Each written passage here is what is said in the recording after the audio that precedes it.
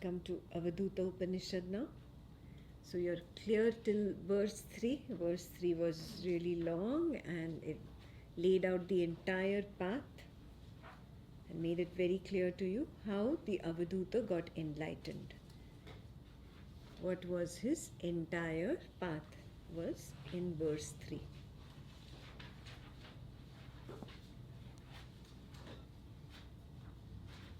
So as a result of following his entire path, he went through the escalating degrees of liberating happiness or liberating joy. He went through 4 of them. So now verse 4 continues on these 4 liberating joys or 4 liberating happinesses. It talks about them.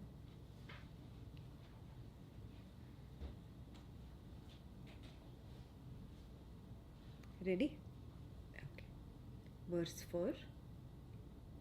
The fourfold liberating happiness, priya, pleasantness, moda, gladness, pramoda, euphoria, and ananda, beatitude, is metaphorically likened to the 4 feet of a cow, as they confer equipoise in samadhi. Means in samadhi, you can maintain that nothingness because of the 4 liberating joys. He's reached open-eyed samadhi, and you're wondering, oh, there is sight, sound, smell, taste, touch, thought, feeling, sensation bothering me so much.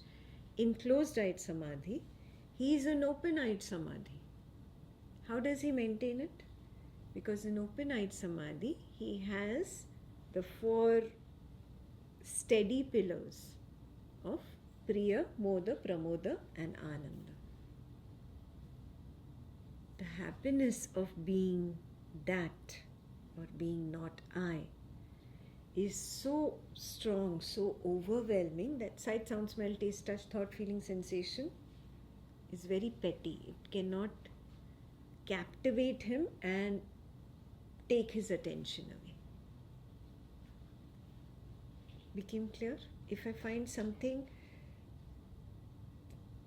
so exhilarating here, will I be bothered by some beautiful sight, a beautiful sound, a lovely, delicious food? I will not care about these little things.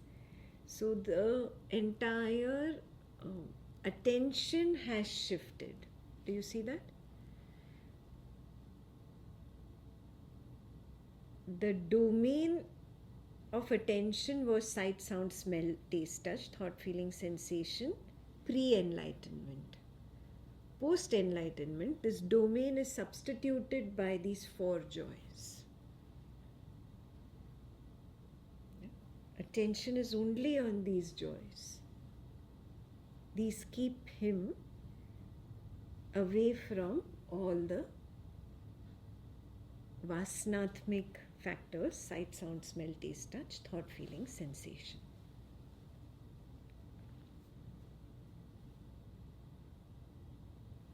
That is the meaning of equipoise in samadhi. And his samadhi, remember, is not just closed-eyed, it is open-eyed too. We are talking about in open-eyed as well.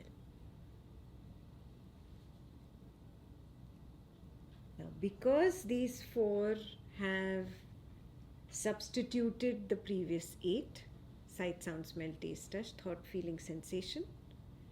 These 4, priya, moda, pramoda, and ananda, have substituted those 8. These 4 are now called spiritual identifiers.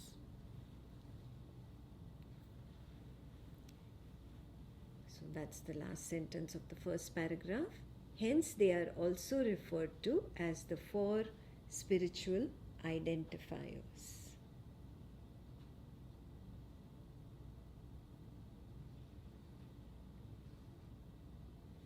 Can you imagine constantly being in pleasantness, gladness, euphoria, and beatitude? Constantly. One or the other is there. Then the mind is quiet. There is no attention on thought, there is no attention on feeling, no attention on some sight, no attention on sound. There's no care for taste. Only when the body is hungry, it automatically goes and takes the food. When it's done, it stops eating even if the plate is still half full. It doesn't think I am the garbage can and I have to put it in. It puts it away. Yeah? So the body is functioning separately, like a machine operating of its own accord. If the mind needs to calculate something, it calculates automatically like a machine. Yeah? There is no I should do this, I should not do this involved in that. Whatever doing must happen, happens on account of vichara. Like that he works. Yeah? That is why those who've done Nisargadatta Maharaj, and I am that, what does he call it? Maryada. The body and the mind operate of their own accord without my support. These are his exact words. They operate in their maryada. Can you please write the word for them?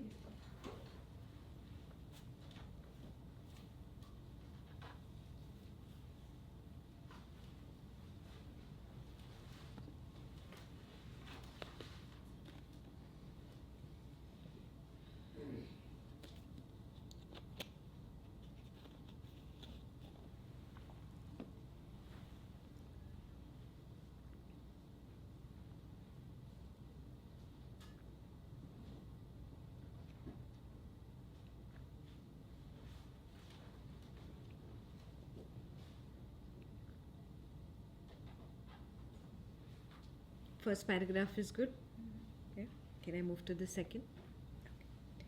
Spiritual identifiers enable the collapse of the I. Hence, they are essential for steadfastness in samadhi. How does the collapse of the I repeat for him again and again and again and again and again? Why? Because there are no thoughts and feelings and sight, sound, what is bothering you and preventing you from going to absorption. He doesn't have that problem. Those have been replaced or substituted by the 4 escalating degrees of happiness. So when he is happy, naturally, very quickly, the I collapses. The I does not seek anything anymore. This is called steadfastness in samadhi, or equipoise in samadhi. Every samadhi is like that. And also open-eyed, the I doesn't come up and stand as separate doer, experiencer, thinker, creator, no. The I sense is just as a plain sense of existing that keeps disappearing. Appears just to know the arising and keeps disappearing. This is the second chapter of I Am That. If you remember, he said, the I is not continuous. It is there only till it needs to know an arising. There's only knowing of the arising. Yeah? So, just because he's enlightened, that does not mean that he cannot see the tree is green and has a blue bird on it. No, he can see. Sight arising appeared. There's only knowing. But there is no, wow, so beautiful. Wow, I like that. Oh, I've seen it before. There is no vasana. No description, no judgment, no inner chit-chat. Just the arising of the tree and the bird and disappearance of it. Till the arising is there, the sense of I appears, it is knowing that, and it disappears along with the arising. Clear? Imagine 2 waves parallel, arising and falling. This is what happens for the Avadhuta. If you're interested in more description, it's in chapter 2 of I Am That. where he described this thing. It is not continuous. Yeah, so Maharaj is from the beginning talking about his state, where he is. Yeah. Okay. So spiritual identifiers enable the collapse of the I. Hence they are essential for steadfastness in samadhi.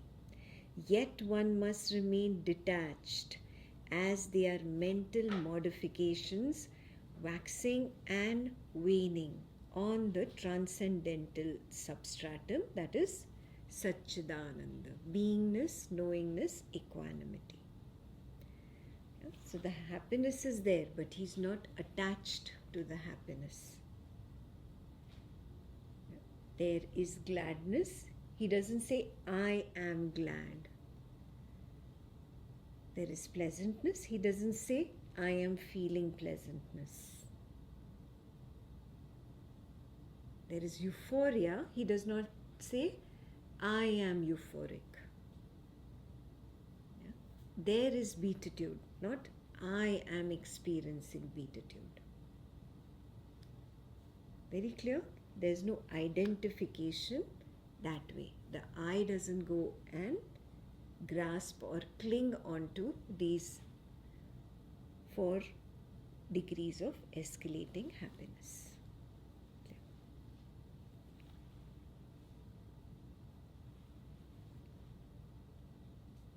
The same parallel we can draw on Buddha's path. He says you attain Pittin Jhanavan, do not get attached Ananda. There is an escape beyond. You come to Sukha and Jhana 2, do not get attached Ananda. There is an escape beyond. Do you remember that? You come to Pasaddi in Jhana 3, do not get attached Ananda. There is an escape beyond. So what is he telling Ananda? What is he telling the spiritual seeker?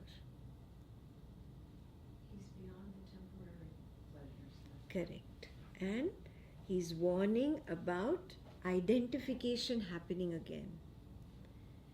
Even after enlightenment, you can fall back into the same muck. That is why the Avadhuta continues his self-inquiry. He never feels, oh, I have arrived. I am there. No.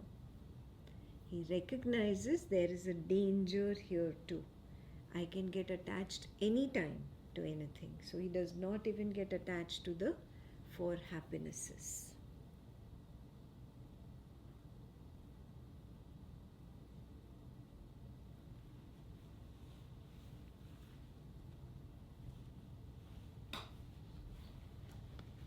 That is the meaning of he remains detached, as they are mental modifications.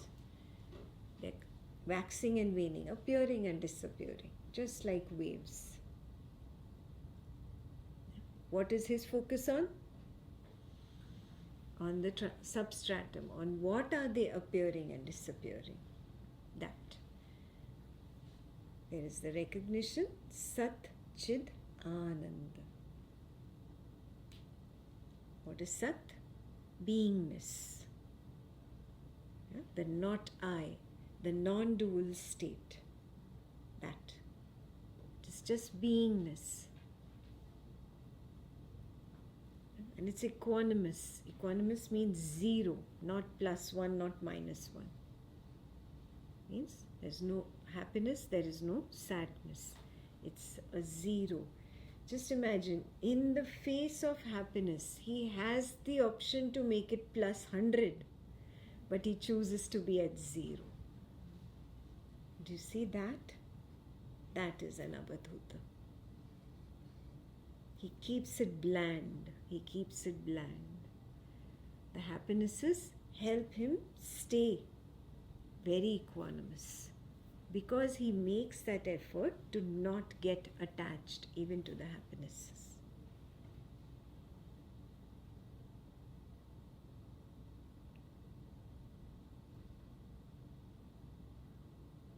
Now his inquiry is at the highest level. What is the highest level? What is the highest level? Brahman. Brahman is the highest level. Now his inquiry is not at the lower levels at all. Only Brahman. What is Brahman? The vast, the totality.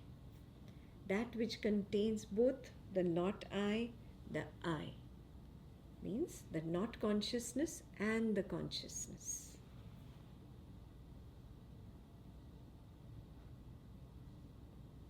That is what is the third paragraph.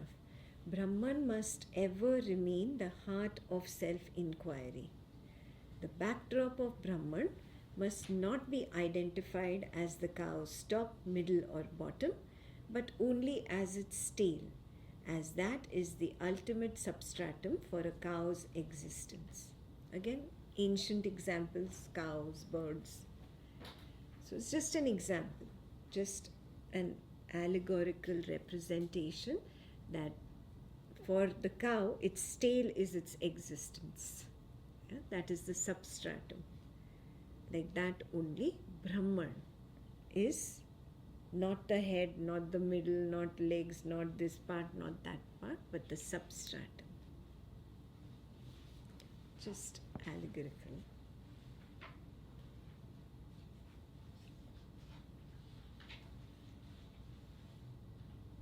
The paragraph on the next page expands a little on it.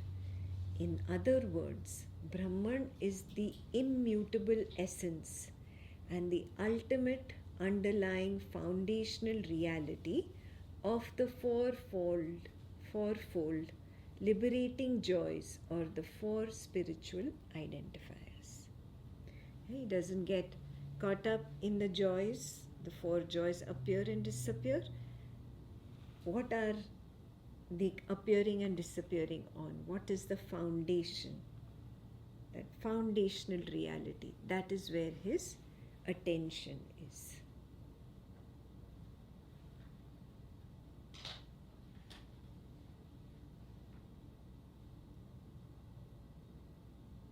Now, the reason is given in the next paragraph. Why? Why does the Avadhuta do that? Recognizing the fourfold liberating joys or spiritual identifiers as obvious entanglements of spiritual life, the Avadhuta remains eternally aware and ever wakeful. I'll stop there. Those who think that, okay, after that I don't have to remain aware, then I can do what I want. No. No. Eternally aware. Ever wakeful. Yeah? So you should be like, oh, okay, the job is never done. Yes. That is the attitude you need to have. It's never done. Never should you feel that I have attained it. This who is saying that? I has come back up. I has assumed the doership of I did such tapas, what sadhana I did, I attained it, I am the doer. And then I am the experiencer of nirvana, it is saying. No. That means it has not happened yet. Yeah? So there is no saying only of I have gotten there. There is simply a standing or maintaining that stance of awareness, never losing it, never. Only the difference for Avadhuta is you are practicing at lower witness, he is at the higher witness. That is the only difference, the not I. Okay.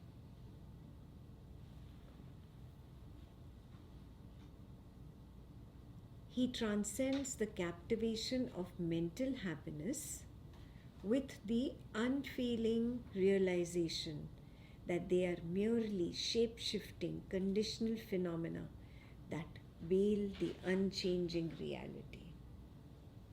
Yeah, so he doesn't get caught up in the four spiritual identifiers even though they are the reason that he is not getting caught up in sight, sound, smell, taste, touch, thought, feeling, sensation. Recognize that. Still, he is not embracing them. He's not clinging on to them. He knows very well, the moment I cling on to it, then this is another attachment. Spiritual attachment, but an attachment. Please know, fallen yogi stories that you have heard. The yogi fell from his level of enlightenment and went back down into the mundane world and got attached again to name, fame, popularity, money, etc. All these fallen yogi stories are that which he is very aware of. Yeah? He knows, he understands. He knows that they got attached probably to these 4 degrees of happiness. Yeah? So not to get attached even to that.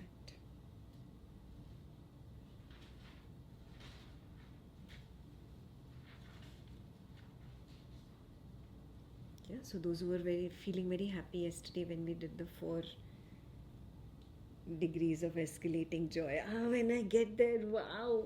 No, wow. Then you have to be aware of those. Okay, no I there. No I there. So awareness never becomes automatic. Never. It's automatic. It's anyways automatic. You don't have to become the witness. You are the witness. The problem is you're pretending to be the waker. Yeah? So he understands at his level, he was pretending to be the I sense, the lower witness. Now he rejects even that. I will not pretend to be the I sense that is enjoying this wave of pramoda. I will not pretend to be the I sense that is enjoying the wave of ananda. Yeah? So he is just watchful not to start pretending. Witnessing is anyway automatic. Very clear?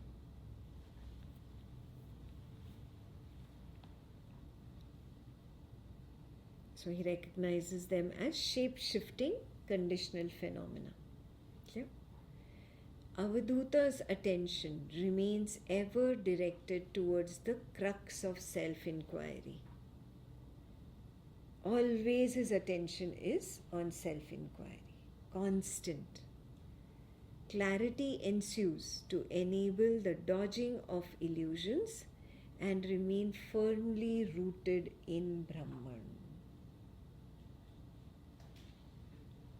Yeah. He keeps dodging the illusion of Priya, Moda, Pramoda, Ananda. And that is the only illusion left. That is the only thing that is going to trap him now. So he has to just keep dodging that illusion. It's easy because it's just all different flavors of happiness. All happiness only. Yeah? So he dodges those illusions, so his self-inquiry is still continuous. Remember that. He never stops self-inquiry. Why? Where's your rice?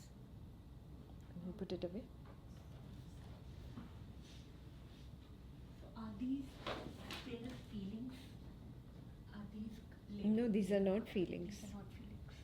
These are not feelings at all. Why can he not stop? Come on, he's enlightened. Somewhere he should have had to stop. Why can he not stop? Out of the 2 power of Maya, only one has ended. Yes. The other is still quite alive. Beautiful. 10 on 10. Only the veiling power of Maya has ended. Veiling power of Maya ended with his recognition of the complete shedding of the I. The I-ness collapsed. Veiling power of Maya has completely been eradicated. But the projecting power of Maya continues. Means what? The vichara is still coming. These measures, this measure still keeps coming. Sight arises, sound arises, smell arises, taste arises, touch arises, thought arises, feeling arises. Till the coordinate of consciousness has a shelf life in the waking, these are going to arise. Like I told you, even after enlightenment, your spouse is still your spouse, huh? Just clarifying in case you had other ideas. Your children are still your children, your parents are still your parents. Yeah, and they will say, what enlightenment? I have seen you in your worst. They are not going to believe your enlightenment. Roti velo. She said, make the bread. Enlightened one, that's how your spouse is going to speak to you, she'll say. Yeah, so, before enlightenment, I cut wood and I carried water. After enlightenment, I cut wood and I carried water. Yes, very, very clear. Just in case you were thinking it's going to change, everybody is going to understand I'm different. No. Buddha went back home after enlightenment and his father tells him, I have seen you in your langoti. Means the diaper that you used to wear as a baby. I have seen you in your diapers. You can fool the world, you cannot fool me. Drop all this now also, I'm telling you. Come back. This entire kingdom is yours. You become the king. Buddha said no. The one who had left was somebody else. The one who has returned is somebody else. I cannot help but say this, that you are blind to this one who has returned. But his father was still that. No, he wanted him to rule the kingdom, be the king, my son. He never saw. So that is a possibility. That will continue. Measure. Do you see that? Spouse measure, parent measure, progeny measure, whoever it is in your life. They will not see you as enlightened, and that's okay. Do you see that? Just in case you had these magical ideas that everybody is going to change once I get enlightened. No. The measures will continue because the measures are coming from the collective karmic bowl. Yeah? The director has many stories in his head. I told this to somebody today. The director has so many stories in his head. And then he produces one story and he writes one and then he's directing another. So he has 2-3 films going on. And this director has a zillion stories. And a zillion stories are all playing, all done, ready. Yeah? He's not producing one, directing one, editing one, compressing one. No, they are all already playing. And this is the biggest director. So be wary of any ideas that come up in your mind about something magical will happen after enlightenment and the whole world will see me differently. No. The world around you will remain the same. You will have changed. That's it. That's it. Yeah? Very important warning. This is the reason those who are fallen yogis have fallen also. Because they had wrong expectations. They had different ideas. Yeah? So always be clear about your path. Don't walk the spiritual path for attaining something. They try to attain power. They try to attain wrong kinds of things. Ravana's story, he also was enlightened. You know that, right? And his enlightenment was for power. Yes, you will get siddhis, but what is the point? You can be a fallen yogi. So Ravana is an example of a fallen yogi.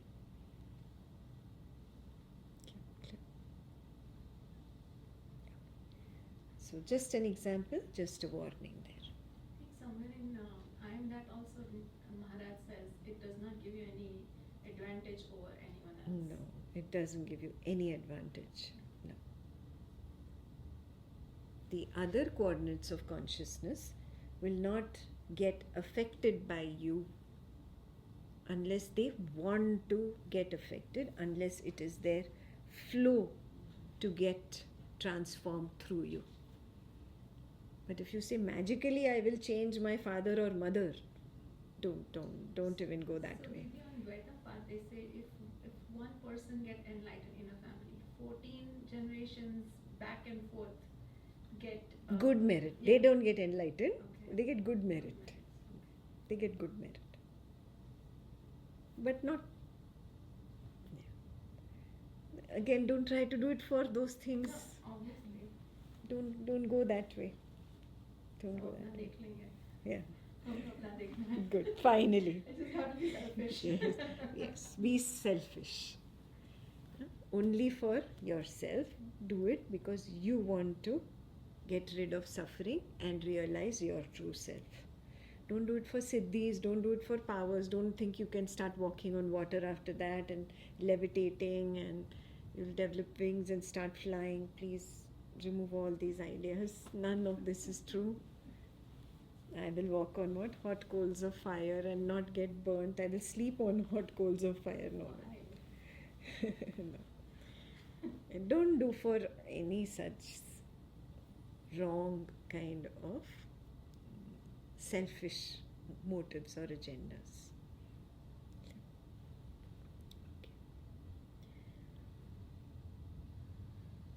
So clarity ensues to enable the dodging of illusions and remain firmly rooted in Brahman. So he's dodging all these illusions of siddhis and powers and attaining this, attaining that, or changing the world around him. All these illusions he dodges.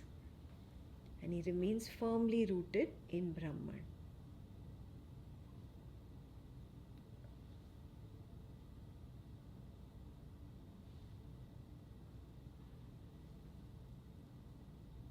Good. Can I move ahead?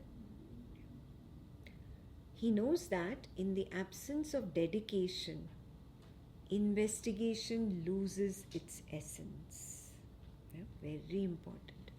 You have to stay dedicated forever. You cannot say, oh, then my job should be done. No, it's not done. No, it's never done. Till the measures remain, your job continues. That means until the shelf life of this body. Correct. That is why there are two muktis. Remember? Jivan mukti and Deha mukti.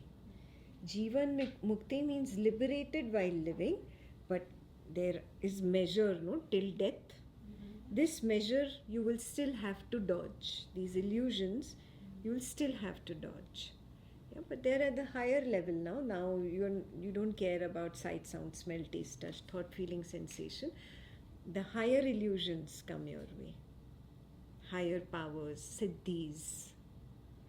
He dodges all the temptations of all these things. He just maintains his one-pointedness on Brahman, on the totality. So from this point to this point, it is required. This is liberated while living, which is Jivan Mukta. Please write. Jivan Mukta. And this is liberated after death, or the dissolution of the body, the final dissolution of the body arising. Is there a Sanskrit name, Didi, for that? Deha Mukti. Deha Mukti. Jivan Mukti, Deha Mukti.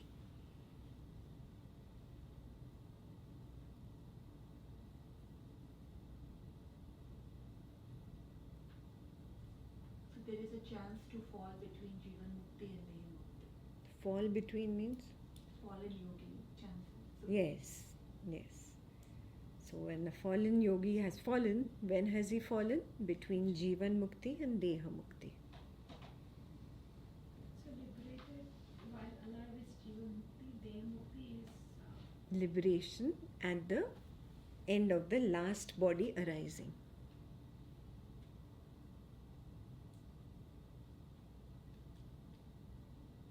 Means the body does not arise after that. So somebody asked me a question today in one-on-one.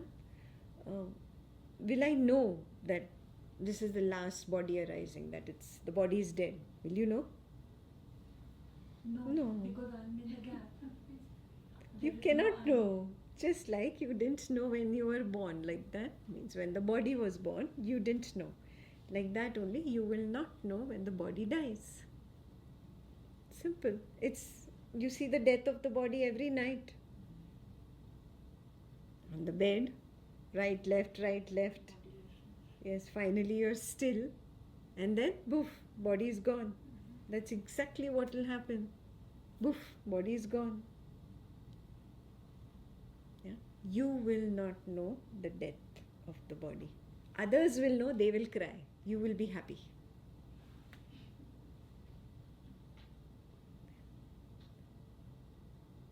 So, Deha Mukti is that which is liberated. The I sense that was knowing. It was knowing, no, every arising. So what got liberated? This I sense got liberated of arisings. That is Deha Mukti.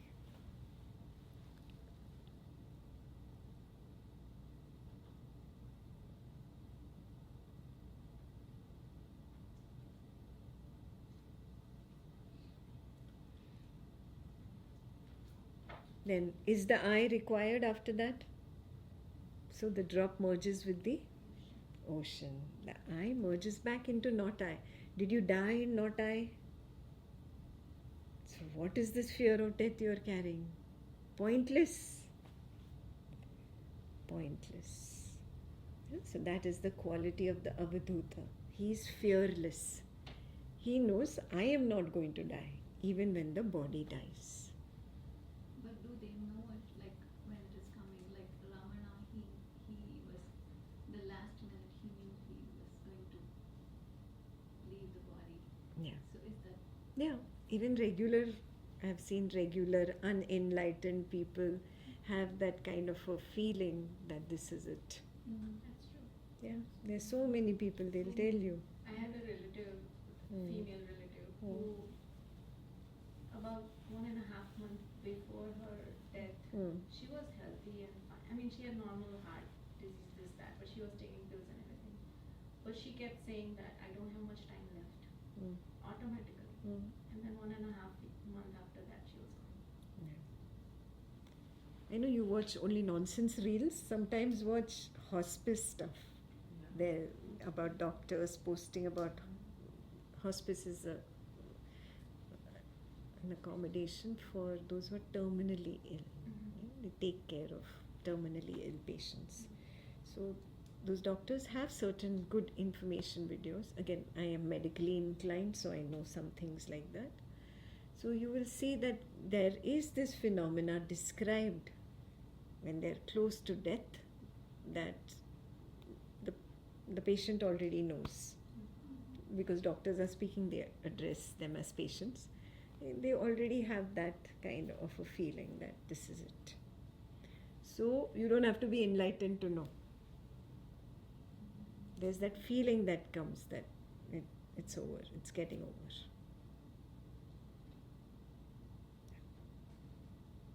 So nothing miraculous about it. Remove all these miraculous ideas about enlightenment and all.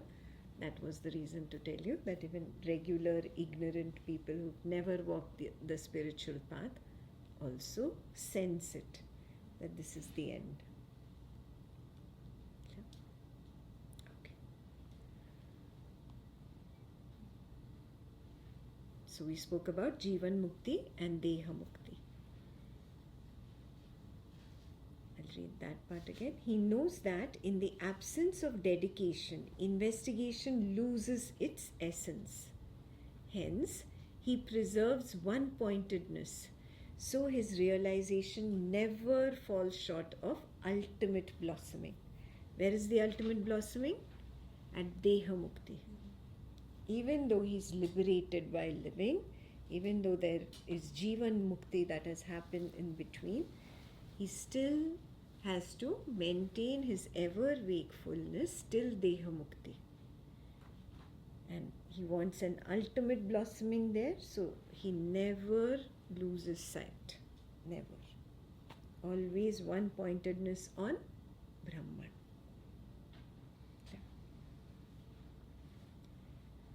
Like a cow's tail, the innermost foundation remains the quintessential principle of the Avadhuta's spiritual life. What is the innermost foundation? Brahman. Not I, the non-dual state. That is the innermost foundation.